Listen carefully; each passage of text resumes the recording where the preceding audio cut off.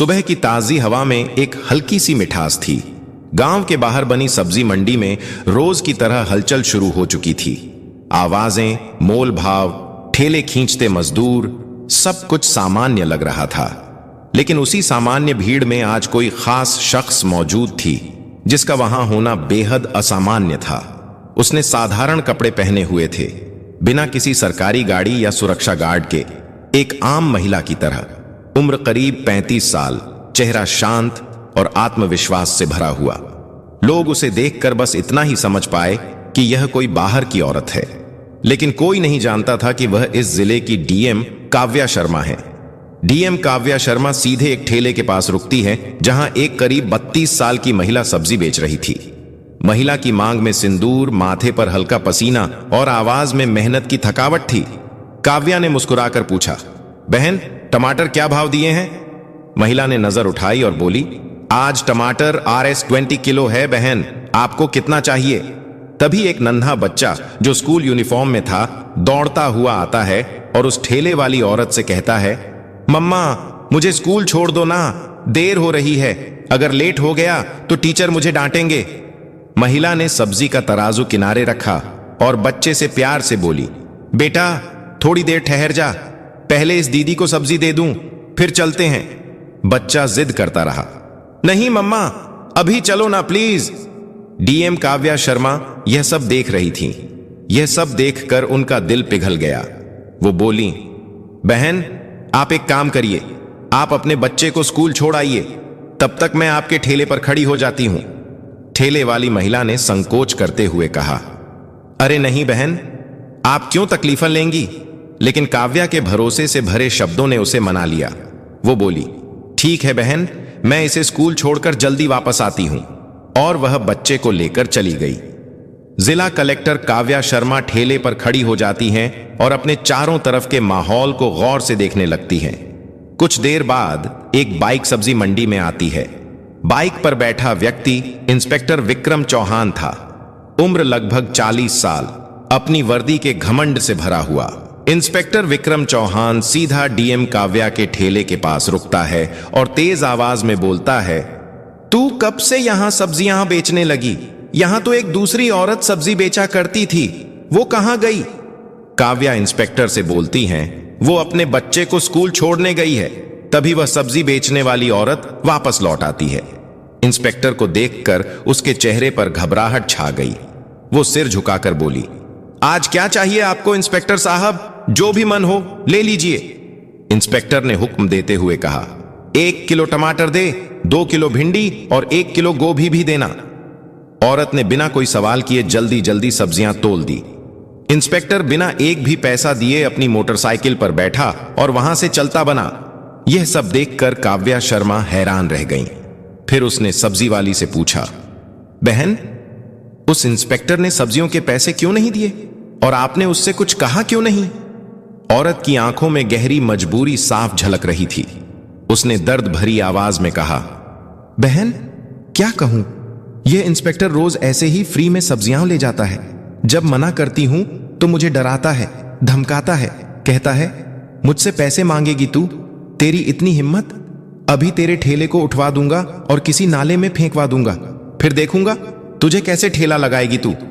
बहन, मुझे सच में डर लगता है। अगर ठेला चला गया तो घर कैसे चलेगा? मेरे बच्चे क्या खाएंगे और स्कूल कैसे जाएंगे? इसलिए चुपचाप फ्री में उसे सब्जियां दे देती हूं। यह सुनकर काव्या शर्मा के चेहरे का रंग बदल गया। वह भीतर तक हिल गई थीं। उन्हें यकीन नहीं हो रहा था कि जो लोग कानून के रक्षक हैं वही अब कानून के भक्षक बन चुके हैं। कानून की रक्षा करने वाले ही उसका मजाक उड़ा रहे हैं। काव्या ने गंभीर स्वर में कहा, बहन, अब ऐसा नहीं होगा। अब मैं आपके साथ हूं। आपको इंसाफ दिलाना मेरा फर्ज है। एक काम कीजिए, मेरा नंबर ले लीजिए। कल जब आप सब्जी का ठेला लगाएंगी, आप मुझे कॉल करना। मैं आ जाऊंगी और कल आप नहीं, बल्कि मैं ठेले पर रहूंगी। मैं खुद देखूंगी कि वह इंस्पेक्टर पैसे देता है या नहीं, और अगर नहीं देता तो मैं उसके खिलाफ कानूनी कार्यवाही करूंगी। उसे कानून की असली ताकत दिखाकर रहूंगी। सब्जी वाली औरत की आंखों में थोड़ी उम्मीद जगी। अगली सुबह जिला कलेक्टर काव्या शर्मा ने गांव की एक साधारण औरत का रूप धारण किया और वह सब्जी वाली औरत के ठेले पर आकर खड़ी हो गई। ठेले पर ढेर सारी सब्जियां तरीके से सजाई गई थीं। आलू, टमाटर, मिर्च, भिंडी, गोभी, गाजर, सब कुछ। काव्या ने चारों ओर देखा। माहौल सामान्य लग रहा था।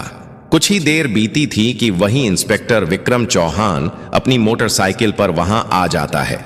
उसने बाइक सीधे ठेले के पास रोक दी और घूरते हुए बोला, क्या बात है, आज फिर तुम यहीं? वैसे तुम उस औरत की क्या लगती हो? कल भी तुम यहीं खड़ी थीं और आज भी। काव्या ने धीरे से कहा, मैं उनकी बहन हूं। आज उसे घर पर कुछ जरूरी काम था, इसलिए मैंने कहा कि ठेले पर मैं बैठ जाऊंगी। इंस्पेक्टर ने एक गंदी मुस्कान के साथ कहा, ओ, तो तू उसकी बहन है, मगर तू तो उससे भी ज्यादा खूबसूरत है। तू बहुत प्यारी लग रही है। आज फिर उसने बेहुदा लहजे में कहा, वैसे छोड़ो ये सब, मुझे 1 किलो गाजर चाहिए, साथ में थोड़ा धनिया और मिर्च भी देना। काव्या ने कुछ नहीं कहा, चुपचाप सब्जियां तौलकर उसके हाथ में दे दी। जैसे ही इंस्पेक्टर सब्जियां लेकर जाने को हुआ, काव्या ने तेज और सख्त आवाज में कहा, रुकिए इंस्पेक्टर साहब, आपने अभी तक सब्जियों के पैसे नहीं दिए। सब्जियों के पैसे दीजिए, ऐसे नहीं चलेगा। इंस्पेक्टर झुंझला गया, गुस्से से पलटा और बोला, कौन से पैसे? मैं तो रोज फ्री में लेता हूं, अपनी बहन से पूछ लेना, वो तो कुछ नहीं कहती और तुम ज्यादा जुबान मत चलाओ मेरे सामने। वो फिर जाने को मुड़ा, लेकिन काव्या की आवाज अब और तेज हो चुकी थी। आप मेरी बहन से चाहे जैसे लेते हो, लेकिन मुझसे नहीं। सब्जियों के पैसे देने होंगे। हमें भी पैसे खर्च करके ही ये सब्जियां लानी पड़ती हैं, और अगर हम एक दिन भी सब्जी ना बेचें तो हमारे घर का चूल्हा नहीं जलता। आप जैसे लोग फ्री में सब्जी लेकर हमारे पेट पर लात मारते हैं। इंस्पेक्टर साहब। इतना सुनते ही इंस्पेक्टर विक्रम चौहान के गुस्से का पारा चढ़ गया। उसकी आंखें गुस्से से लाल हो गईं। बिना कुछ सोचे समझे उसने गुस्से में आकर एक जोरदार थप्पड़ काव्या शर्मा के गाल पर जड़ दिया। थप्पड़ इतना तेज था कि काव्या एक कदम पीछे लड़खड़ा गई। आंखों में आंसू भर आए, लेकिन उसने खुद को संभाल लिया। उसके चेहरे पर दर्द था, पर उससे कहीं ज्यादा आत्मसम्मान की चोट थी। अब चुप रहने का समय नहीं था। कांपती लेकिन दृढ़ आवाज में काव्या बोली, आपने एक महिला पर हाथ उठाकर बहुत बड़ी गलती की है। इसका अंजाम भुगतना पड़ेगा आपको। अब इंस्पेक्टर का गुस्सा और बढ़ गया। उसने चिल्लाकर कहा, तू मुझे सिखाएगी? तेरी इतनी औकात? गुस्से में बेकाबू होकर उसने काव्या के बाल खींच ली। काव्या दर्द से कराह उठी, लेकिन उसने किसी तरह अपने बाल छुड़ाए। उसकी सांसें तेज हो गई थीं, लेकिन हिम्मत नहीं टूटी। कड़क आवाज में वो बोली, यह सब बहुत गलत हो रहा है। मैं तुम्हारे खिलाफ रिपोर्ट करवाऊंगी। तुम्हें सब्जियों के पैसे देने ही होंगे। पर इंस्पेक्टर तो अपनी वर्दी और रुतबे के नशे में चूर था। हंसता हुआ बोला, रिपोर्ट? तेरी इतनी औकात है? तू एक मामूली सब्जी बेचने वाली और मैं थाने का इंस्पेक्टर। मैं तुझे यहीं खड़े खड़े खरीद सकता हूं। ज्यादा जुबान चलाई तो उल्टा तुझे ही जेल में डाल दूंगा। इतना कहकर इंस्पेक्टर ने मोटरसाइकिल स्टार्ट की और वहां से चला गया। काव्या वहीं ठेले के पास खड़ी थी। उसके अंदर का गुस्सा फटने को तैयार था, लेकिन उसने अभी तक अपने आप को संभाले रखा था। कुछ पल ठेले के पास चुपचाप बैठने के बाद काव्या शर्मा ने अपनी जेब से फोन निकाला और सब्जी वाली औरत को कॉल किया। धीरे से बोली, बहन, अब तुम ठेले पर आ जाओ। इस इंस्पेक्टर को अब मैं दिखाऊंगी कि कानून की पावर क्या होती है। जैसे ही सब्जी वाली वहां पहुंची, काव्या वहां से निकल गई। फिर वह सीधे अपने घर लौटी। साधारण साड़ी उतारकर अब उसने दूसरे कपड़े पहन लिए थे। चेहरे से थकान तो झलक रही थी, लेकिन आंखों में इंसाफ की आग जल रही थी। दोस्तों, इस कहानी को आधे में छोड़कर मत जाइएगा, क्योंकि अब आगे इस कहानी का क्लाइमेक्स आने वाला है, जो बहुत ही रोचक है। इसलिए कहानी में लास्ट तक जरूर बने रहिएगा। अब काव्या शर्मा किसी डीएम की तरह नहीं, बल्कि एक आम महिला की तरह थाने पहुंची, जिसकी पहचान किसी को नहीं थी। थाने के अंदर कदम रखते ही उसने देखा, इंस्पेक्टर विक्रम चौहान वहां नहीं था। सिर्फ एक हवलदार डेस्क पर बैठा चाय पी रहा था। काव्या उसके पास पहुंची और सीधी बात कही, मुझे रिपोर्ट दर्ज करानी है। इंस्पेक्टर विक्रम चौहान कहां हैं और एसएचओ साहब से मिलना है। हवलदार ने जवाब दिया, इंस्पेक्टर साहब कुछ काम से घर गए हैं और एसएचओ साहब फील्ड विजिट पर निकले हैं। आप चाहें तो कुछ देर बैठ जाइए, वह थोड़ी देर में आने वाले होंगे। काव्या चुपचाप एक कोने में पड़ी बेंच पर बैठ गई। वो अब भी अपनी असली पहचान छुपाए हुए थी। भीतर आग धधक रही थी, लेकिन चेहरा शांत था। कुछ ही देर में थाने के अंदर एसएचओ अजय वर्मा आ जाता है। जैसे ही उसकी नजर सामने बेंच पर बैठी महिला पर पड़ी, उसने महिला को बुलाया। उसने सवालिया लहजे में कहा, तुम कौन हो और यहां क्यों आई हो?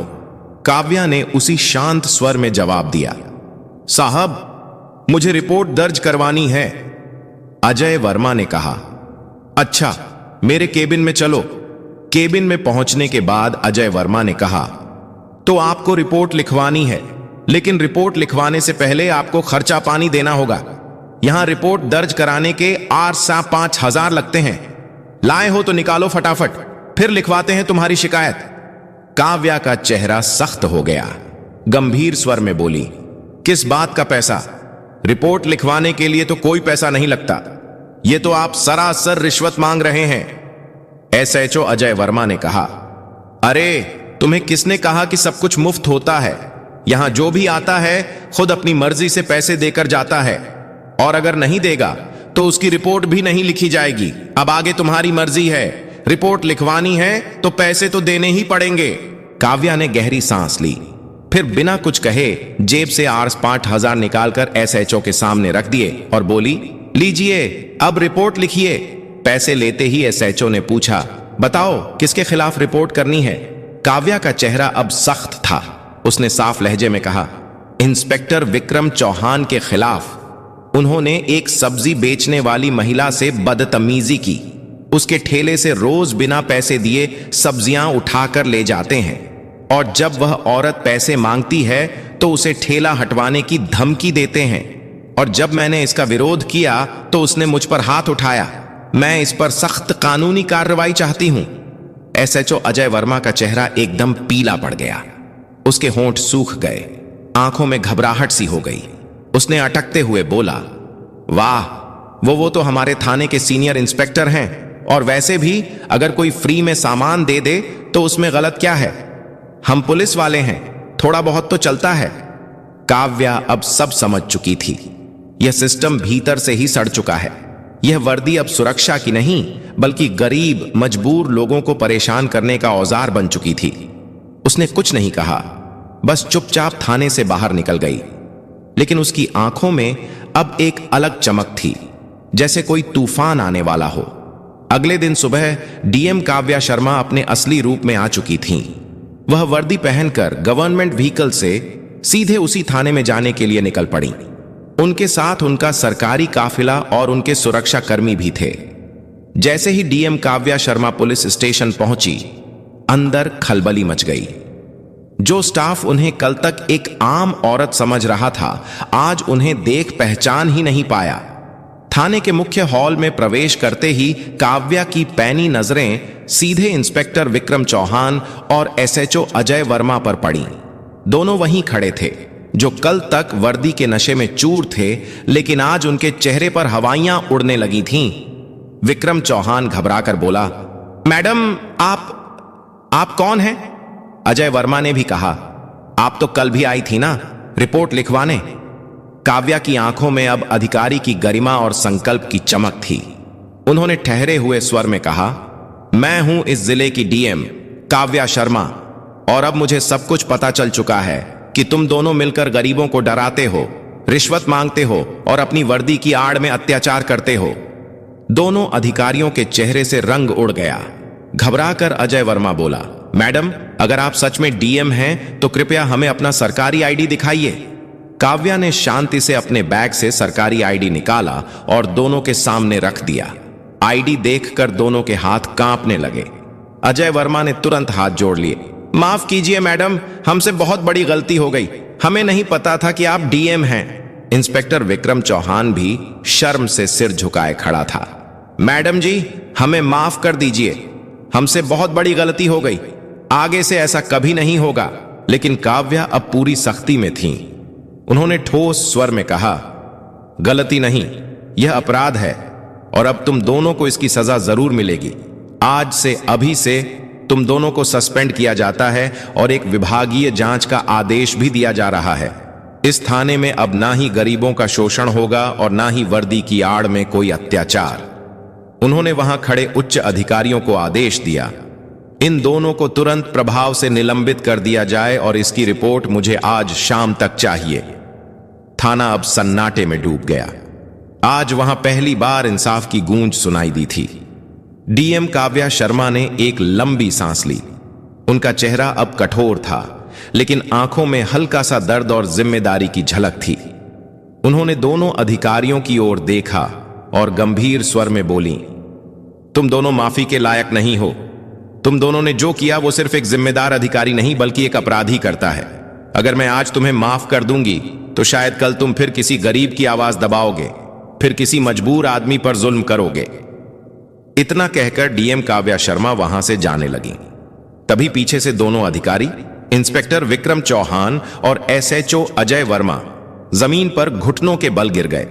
उनके चेहरे पर शर्म, पछतावा और भय का मेल साफ झलक रहा था।